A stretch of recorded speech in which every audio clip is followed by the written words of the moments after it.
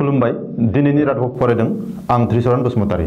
दिनैनि गाहाय रादाबाव दङ बिजनी चिरांनि सासे लाइमोन सेंग्राया बांगालराव हरखाब रुंसारि। सनातन डेका आरो प्रागज्योति नियोगनि नखरनो सोरखारा 2 लाख रां अनसुंथाइ होगोन। 10 जुननि उनावसो गुबुन रायजोनिफ्राय आसामाव फैफिननो हिमन्तआ खावलायदों। अखिल गगैखौ दिनै फरेन्सिक साइन्स लेबआव लाबोदों। जुलाइ दाननिफ्राय फरायसालिफोरखौ खुलिफिननो थांखि लादों मिरु सोरखारा। चिरां आरो बाक्सायाव सारअन्थाइ गावनानै 2 सुबुंनि जिउ खहा। भारत-चीन बर्डाराव जिंगानि थासारि। तेलेंगानायाव खरसे दैखराव 9 सुबुंनि गोथै बोखांदों। पेट्रल पाम्पआव गोबाव सम थायो भाइरासआ, बुंदों लन्दननि रिसार्चआव। चीनआ भारतआव थानाय गावसोरनि मानसिफोरखौ लांनो लाहार फाहार। थुनलाइगिरि सारदा प्रसाद मोसाहारिया हरखाब देहा फाहामसालियाव।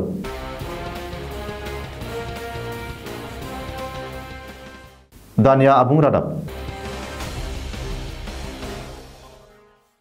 चिरां जिल्लानि बिजनी महकुमानि सिङाव थानाय सुबाइजार नेहरू बाजारनि सासे लाइमोन सेंग्राया बांगालराव हरखाब रुंसारि जानाया दुलाराय बर'फोरनि गोसोआव दुखुनि साया खोख्लैदों।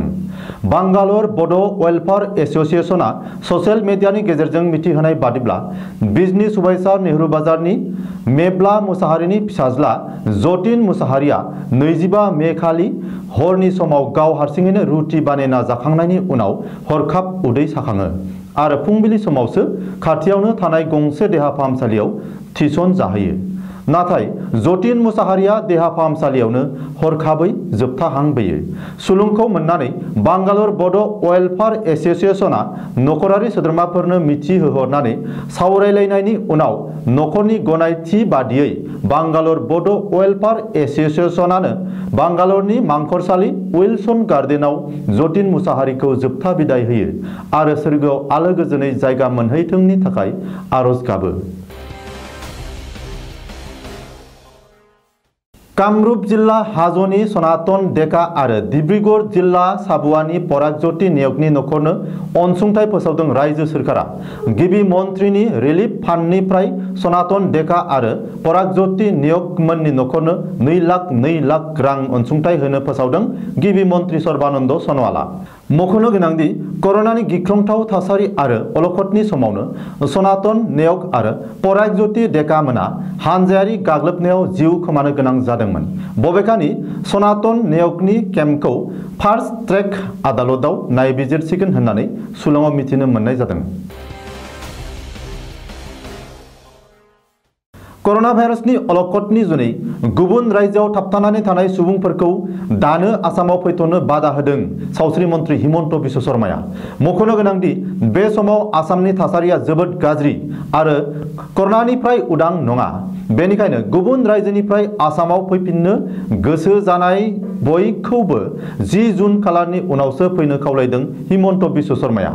सुलुङाव मिथिनो मोननाय बादिब्ला समबारखालि मोनाबिलि समसिम गुबुन रायजोआव थाबथानानै थानाय 60,000 सुबुंफोरा आसामाव फैफिनबाय।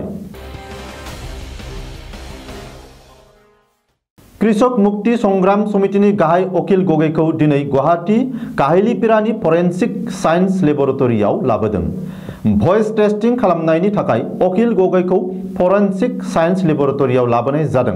मख'नो गोनांदि बेनि सिगाङावबो भइस टेस्टिं खालामनो थाखाय अखिल गगैखौ फरेन्सिक साइन्स लेबआव लाबोदोंमोन।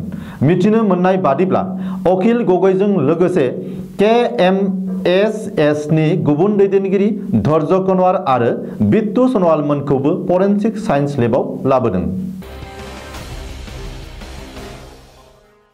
थांनाय मार्च दाननिफ्रायनो लान्थ्रै बन्द जानानै थानाय फरायसालिफोरखौ जुलाइ दाननिफ्राय खुलिफिननो थांखि लादों मिरु सोरखारा। कर'ना भाइरासनि जनफोरखौ नायनानै मिरु सोरखारा फरायसालिफोरखौ खुलिनायनि हाबाफारि आखायाव लादों। रिपर्टनि बादिब्ला गिबि खोन्दोआव ग्रीन आरो अरेन्ज जननि फरायसालिफोरखौ खुलिगोन। नाथाय फरायसालिफोराव 30% फरायसाफोरा नुजाथिनो हागोन। 9 थाखोसिमनि फरायसाफोराल' फरायसालियाव फैनो हागोन। उन्दै उन्दै फरायसाफोरखौ लानानै 8 थाखोसिमनि फरायसाफोरा आबुं फरायसालि खुलिनायनि उनावसो फरायसालियाव फैनो हागोन। मख'नो गोनांदि उन्दै उन्दै फरायसाफोरखौ न'आवनो थानानै फरायनो थाखाय मिरु सोरखारा खावलायदों। बबेखानि फरायसालि खुलिनायनि बागै बिथांखि लानायनि उनाव बे सप्तायाव नटिस जारि खालामनो हागौ मिरु सोरखारा। चिरां जिल्ला बिजनीआव समबारखालि मोनाबिलियाव सारअन्थाइ गावनानै सासे सुबुङा जिउ गोमायो। सारअन्थाइ गावनानै जिउ खहा जानाय सुबुंखौ बिजनी लेदपारा गामिनि रुंसारि कान्त बसुमतारीनि फिसाज्ला गबर्धन बसुमतारी होननानै सिनायथिनो हादों। रिपर्टनि बादिब्ला बिजनीनि एमएलए कमल सिंह नार्जारिनि जोहै चिरां जिल्ला बेंगिरिनो जाथायनि बागै फोरमायहरनाय जाबाय।